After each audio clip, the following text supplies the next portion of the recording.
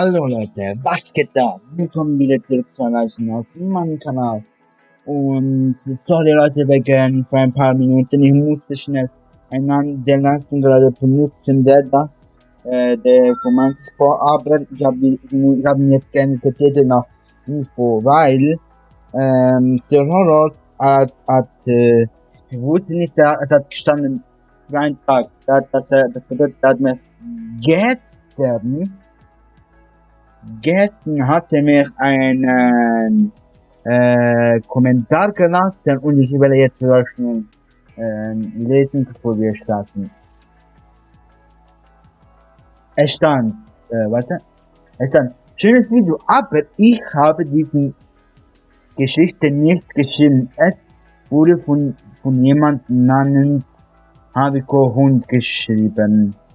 Und dann auf Englisch sagte, nice video, but I didn't write this story. It was written by someone named HavocHound.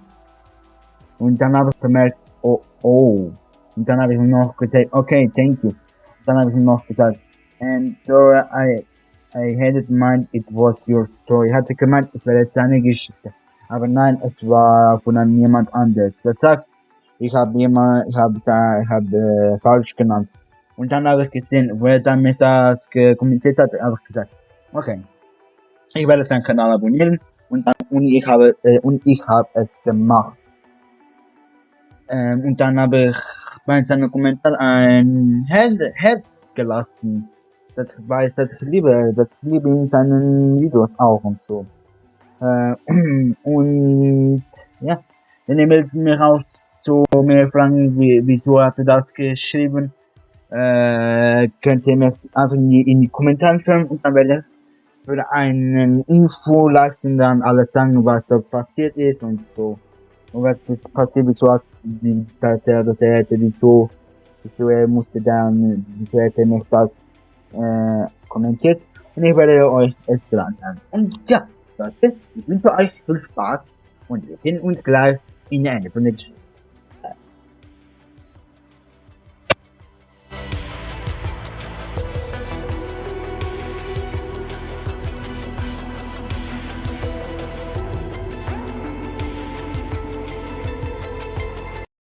When the news spread that the graves of two of Adventure Bay's heroes had been vandalized, it had sent the entire town in a fury of worry and rage.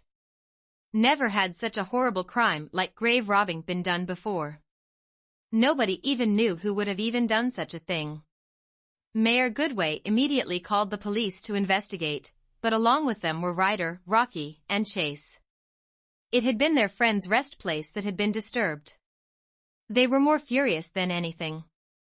Rocky even swore that he would kill the ones who did it. After investigating the area, Chase was quick to point out it had to be other canines that had done this. There were no human footprints, and the smells of dog fur combined with the scent of decay was too much to deduce who. According to him at least. When inspecting Sweetie's body, it was clear that whatever did this to her tore her apart despite her efforts to fight back. She was torn limb from limb, teeth marks decorated everywhere. It was unclear as to why she was even here to begin with, but it was clear she wasn't the one responsible for this. Her body would be sent back to Barkingburg for a proper funeral after the autopsy. The tracks only lead to outside the cemetery and then ended. Even heat vision goggles couldn't track them. Ryder had composed a list of suspects on who could have done this. Since Sweetie was out, that left only a few of their past criminal enemies. The top two were already discounted due to them alibis. Mayor Humdinger and his cats were at a charity event with dozens of witnesses. Plus, Chase didn't sneeze, so there was no way the cats could have done it on their own.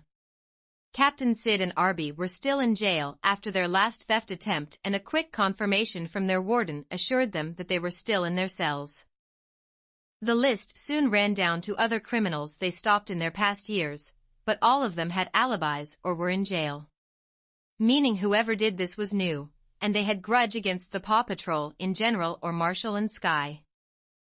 That left Rocky to figure out how it was done. He theorized the whole digging was done by Paw, yet the perps had to be gloved as the only traces they found were the remains of Marshall and Sky. The other thing that stunned was that the coffins looked like they were busted from the inside, but this was dismissed as everyone was sure that Marshall and Sky were dead and couldn't break out of their own coffins. Vel von på petit.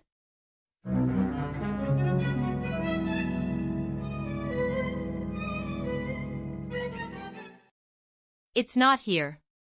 It's not here. Where the fuck is it? Thought Chase as he turned his pup house inside and out. He had to wait until Rocky and Ryder were fast asleep until he started searching for the cursed monkey's paw. Why is it that the one time I wish to see it the damn thing won't show up? After searching under his bowl for a fourth time, Chase fell to his back and started to breath heavily. He felt his heart skipping ever faster with each passing second. He wondered if this was what it was like to have a heart attack. Damn it. Where is it? I need to know. I need to know. He had to know how many fingers were left. He remembered what he said. He wished his friends were back, but he swore the paw wasn't even in the area. He didn't even hold it when he made that wish. At least, I don't think I did. He was too tired from all the pizza eating and movie watching that day. His first day relaxing in God knows how long. He didn't if he was being paranoid or not, but he needed to know. He needed to know if he brought his best friends back to life again. Could even the dead be summoned back? He wondered as he turned around, rubbing his head. If they can, why didn't they just come back and find us? Just say it's a miracle or something? Unless the shock of being alive again after dying was too much for them. If there was an afterlife, how would it feel to one moment be a part of it and suddenly waking up breathing again while in a wooden box buried in the earth? And if there wasn't, it would still be just as bad. It would make sense the two would flee in fear and horror of their sudden resurrection. But that doesn't explain killing Sweetie. Thought Chase with a growl of frustration. Sweetie may have been one of their villains, but neither Marshall or Sky would kill her without good reason. And even if it was in self-defense, the level of brutality was too much. It felt like there was so much rage inside each bite. Not to mention bits and pieces of her were missing. Almost as if she was eaten alive. There was a word that was lingering in Chase's mind. A word that began with the letter Z. If he was the Chase before he met that gypsy dog, he would have said you were mad, but after everything that had happened to him? He didn't know what to believe. Or to be more accurate, he didn't want to believe. Because then would be another sin he would have to face and it would be the worst of them all. Had he not done enough to them? Did he not already ruin their lives by having them killed by his own desires? Did they not deserve to rest in peace at long last? How much more must I suffer until this finally ends? He demanded in his head but got no answer. He covered his eyes with his paws, holding in the tears. He knew there was only one thing to do. If they were alive, if they were undead, I have to send them back. Back to their graves. And then I'll find the paw and wish something, I don't know what, and when the final finger folds I'll be free of it forever. He just hoped that nobody else got hurt because of this.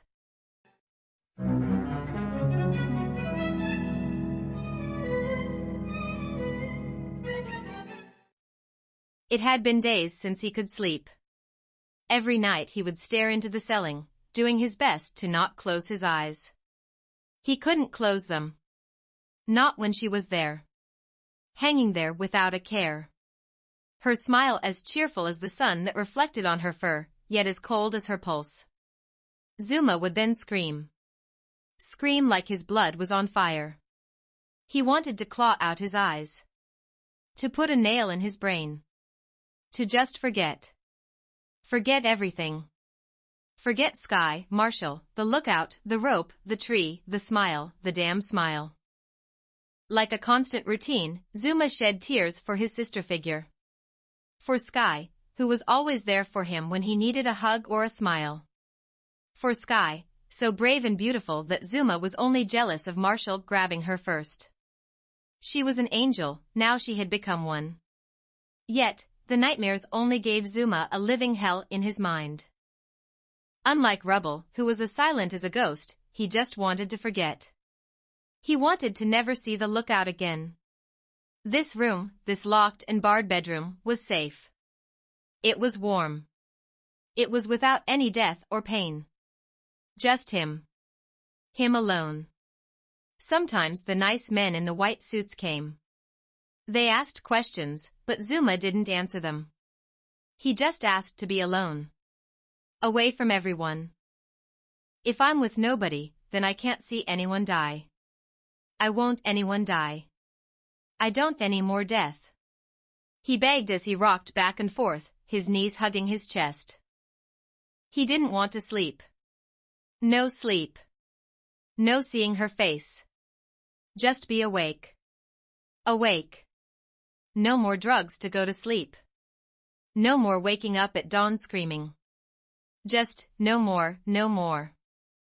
No more sounds? Zuma's ears perked. There was always sounds outside the door. People moving back and forth. Strange laughter or cries of pain. Screams, not his screams, but other screams as well. Sometimes the cart would come by with food and water. Other times it just passed. There had been screams earlier. A lot of screams. Different ones mixed with familiar ones. Yet now there was silence. He tilted his head. Why was there silence? Why did the screaming stop? He wasn't screaming. Should he scream? No, he didn't see her. So, he couldn't scream. He slowly got up. Moved from his bed to the door. It was unlocked. Necessary to use the bathroom. Not like the others who were locked shut and bolt. He slowly opened the door. Then he smelled it. The feeling came back. Death. Death. It was death. The smell of blood. The scent of death. No. No. No. No. Zuma screamed as he rushed back to his bed and under the covers. Shivering, he covered his ears, but kept his eyes open. No more. No more. No more. Something was coming. He froze. Something was here. It was moving slowly.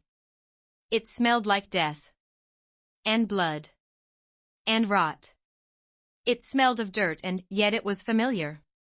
He stopped right next to him. He didn't move. He didn't breathe. He wondered if he was dreaming. He poked his head out. She was smiling at him again. Only she was missing her skin and had all teeth. Her eyes were sullen and rotten. Her fur was dirty and gray. Her ears were ready to fall apart. Her nose was all but gone. He screamed, hoping to wake up. She dived forward. No matter how much he screamed, she didn't stop smiling. Not when she tore out his throat. Or ate his heart. Or crushed his brain.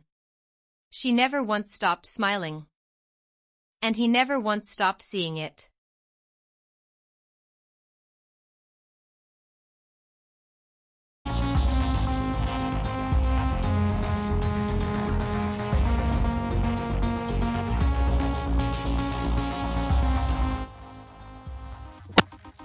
So Leute, das war's für heute für die Livestreams, für die 2 Stories. Ich bin gerade am denken, dass ich vielleicht zwischen 20 und 21 Uhr vielleicht noch die letzten 2 Parts mache. Wegen, dass ich dann endlich mit dem Story fertig bin. Und das werde ich machen. Also, um 20 Uhr und um 21 Uhr. Und dazu, Leute, ich habe noch bemerkt, vergiss es, was wollte ich sagen. Und ja, Leute, wir sehen uns in einer Stunde, in 50 Minuten wieder. Und ja, bis gleich.